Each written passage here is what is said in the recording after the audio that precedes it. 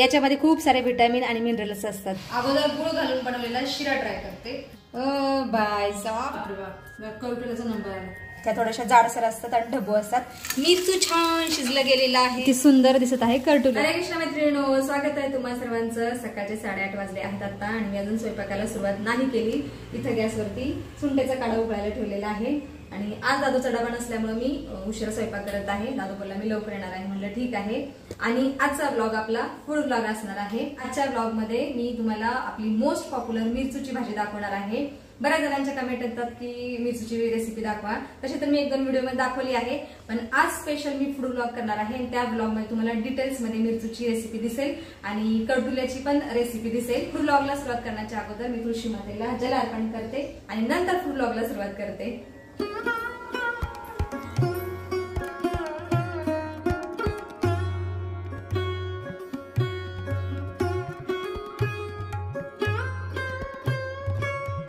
चला तर मग माझं तुळशी पूजन झालेलं आहे आणि आता फूड ब्लॉगला सुरुवात करूयात। इथं मी मिरच्या स्वच्छ धुवून घेतलेल्या आहेत आणि ह्या कमी तिखट मिरच्या आहेत आणि याच्यापेक्षाही कमी तिखट भाजी मार्केटमध्ये मिळतात। त्या थोड्याशा जाडसर असतात आणि ढबू असतात, त्याची मिरचूची भाजी पण छान होते।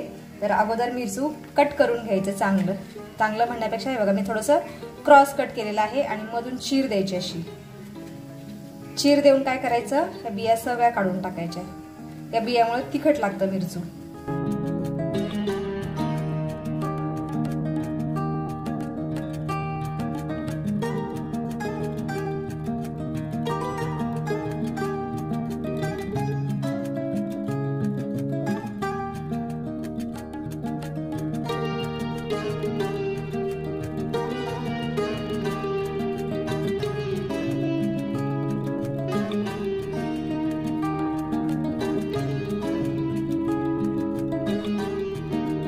चला सगळ्या मिरच्या चिरून झालेल्या आहेत, आता मसाल्याची तयारी करते। मसाल्यासाठी मी इथं घेतलेलं आहे भाजलेले तीळ, खरपूस भाजलेले शेंगा आणि हलकंसं भाजलेलं खोबरं। तर अगोदर खोबरं वाटायचं आहे, कारण खोबरं लवकर वाटलं जात नाही, म्हणून हलकंसं खोबरं वाटून घ्यायचं आहे आणि त्याच्यानंतर तीळ आणि शेंगदाणे वाटायचे आहेत आणि लसूण पण घालायचं आहे तीळ आणि शेंगदाणे वाटताना। चलो अगोदर खोबरं वाटून घेते।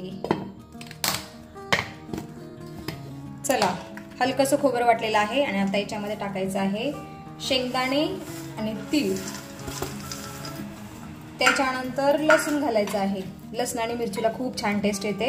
अद्रक घालायचं नाही, नाहीतर तुम्ही अद्रक घाला, लसूणच घालायचं फक्त। चलो पुन्हा एकदा आबडधोबड वाटून घ्यायचं आहे, बारीक नाही वाटायचं। चला मसाला पण सगळा आपला छान वाटला गेलेला आहे बघा असा। आता ह्या ताटामध्ये काढून घेते। मसाल्यामध्ये चवीनुसार मीठ घालायचं आहे, अर्धा चमचा हळद, बाइंडिंग साठी थोडंसं तेल घालायचं आहे। तर चांगला मसाला मिक्स करून घ्यायचा आहे। मसाला चांगला मिक्स झाल्यानंतर आता मिरची मध्ये मसाला भरायचा आहे। हे बघा एकदम वांग्याचा मसाला कसा भरतो तसा मसाला भरायचा आहे।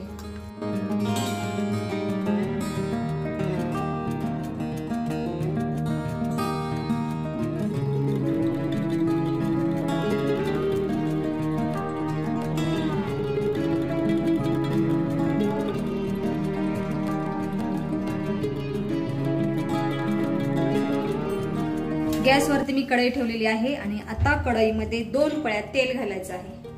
तेल किंचित जास्त घालायचं आहे, कारण कमी तेल घातलं तर मिरच्यांचा ठसका उठेल आणि लगेच करपतील। थोडंसं जास्त घालायचं आहे तेल। त्याच्यानंतर घालायचं आहे जिरं, जिऱ्यानंतर घालायचं आहे हिंगाने छान टेस्ट येते म्हणून हिंग पण घालायचं आहे। त्याच्यानंतर कढईमध्ये सोडायचं आहे भरलेलं मिरचू।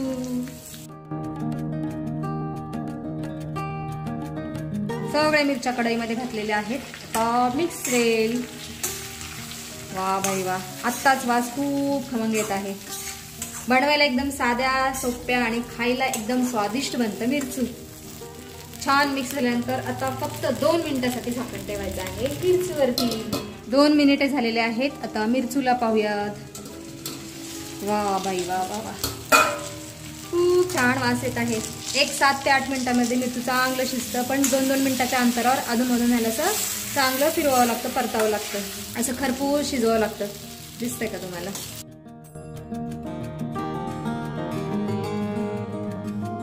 मिरचू खालीवर केल्यानंतर पुन्हा एकदा 2 मिनिटांसाठी झाकण ठेवायचं आहे.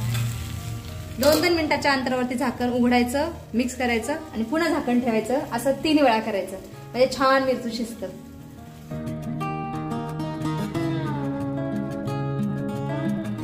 पुन्हा एकदा 2 मिनिटे झालेले आहेत. आता मिरचूला पाहूयात. बापरे बाप, कलर चेंज झालेला आहे मिरचूचा. आता खालची बाजू भाजलेली आहे. याच्यासाठी 2-2 मिनिटाच्या अंतरावर परतायचं असतं.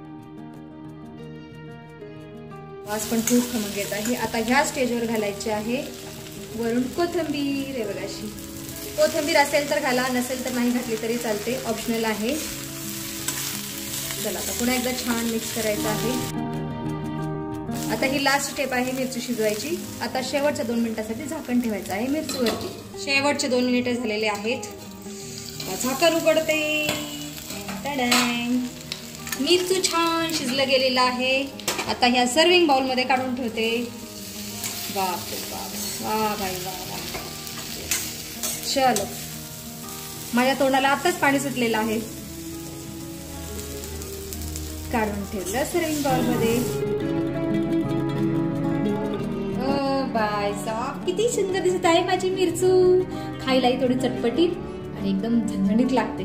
चला आता करटुल्याची भाजी बनवते. करटुला ही एक रानभाजी आहे आणि मला वाटतं ही फक्त पावसाळ्यातच मिळते. याच्यामध्ये खूप सारे व्हिटॅमिन आणि मिनरल्स असतात, त्याच्यामुळे खायला खूप पौष्टिक आणि स्वादिष्ट पण लागते. आणि रिच इन व्हिटॅमिन सी. हा, व्हिटॅमिन सी ने रिच आहे. तर याला तर, आणि ही बारीक करटुली आहे, त्याच्यापेक्षा मोठी पण करटुली मिळतात आणि फोंड्याची बारीक आणलेली. तर त्याच्या याच्यातल्या बिया थोड्याशा निब्बर आहेत म्हणून काढून टाकायच्या, नाहीतर कोळ्या बिया असेल तर तसेच घ्यायचे. कडू लागते? कडू नाही लागत. अरे चांगलं खायला खूप टेस्टी लागतं बघा. नाही, बिया सकट, बिया दाताखाली येतात ना बघा, चांगलं नाही लागत. करटुल्याला बारीक पाकळ्यामध्ये चिरायचं आहे जेणेकरून लवकर शिजतं. तसंही करटुलं लवकर शिजतं, पण असं बारीक चिरलं ना तर आणखी लवकर शिजतं.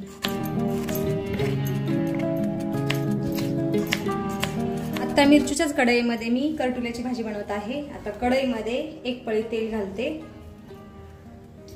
त्याच्यानंतर घालायची आहे मोहरी. मोहरी तडतडल्यानंतर घालायचं आहे जिरं. जिरं पण चांगलं तळल्यानंतर घालायचं आहे कांदा. बापरे, तेल उडलं थोडंसं. कांदा चांगला लालसर भाजून घ्यायचा आहे. कांदा चांगला लालसर भाजला गेलेला आहे. आता याच्यामध्ये घालायचं आहे बारीक चिरलेलं करटुलं.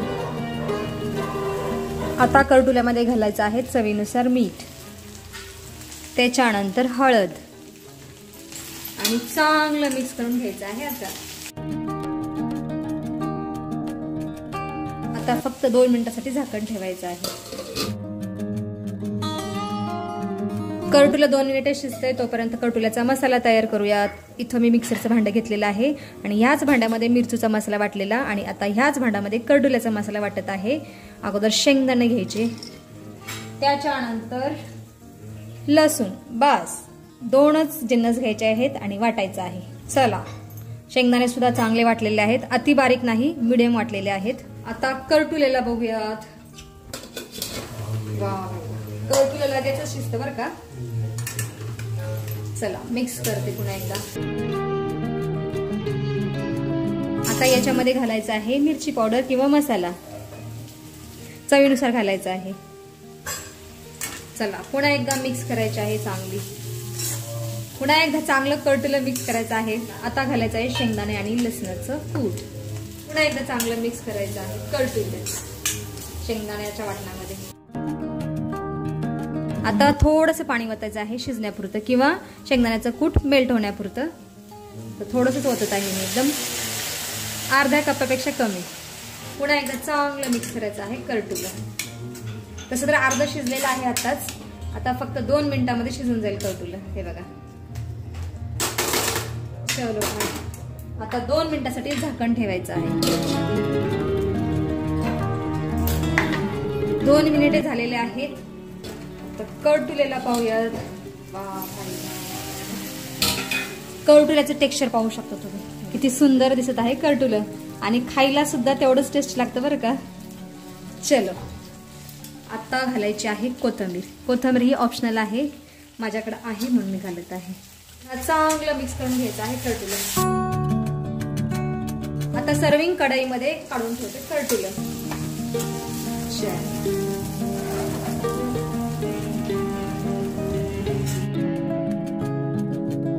माझ्या 2 पौष्टिक भाज्या तयार आहेत. हे बघा, बनवायला साध्या, सोप्या आणि खायला स्वादिष्ट भाज्या तयार झालेल्या आहेत माझ्या 2. आणि आज ह्या 2 भाज्यामध्ये टक्कर आहे. दोन्ही स्वादिष्ट आहेत.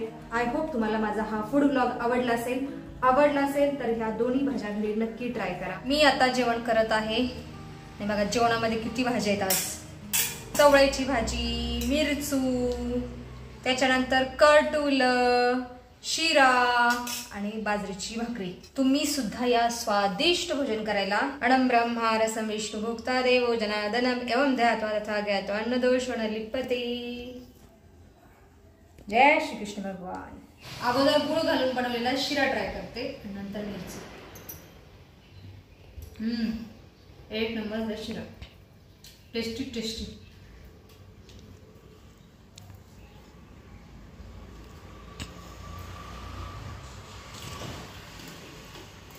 मिरची तर मला खूप आवडते.